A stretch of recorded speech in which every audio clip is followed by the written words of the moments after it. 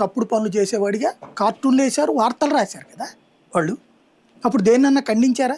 సమర్థించుకొచ్చారు కదా. అట్లాంటి వ్యక్తి, అలాంటి అనైతిక వ్యక్తి నుంచి మనం ప్రభుత్వాన్ని తీసుకుని వాళ్ళు నడుపుతున్నామని కదా చెప్పుకొచ్చింది చంద్రబాబు గారు.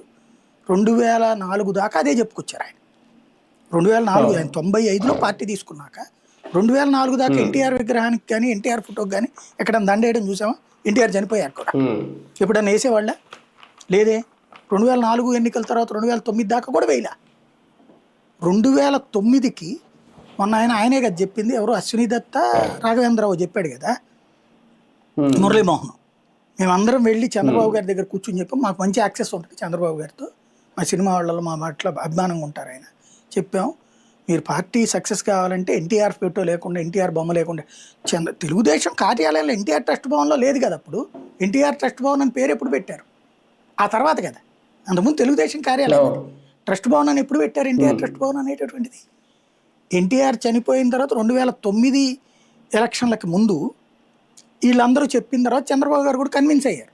ఉట్టి చంద్రబాబు ఇమేజ్ పనిచేయదు అనేది అర్థమైపోయింది.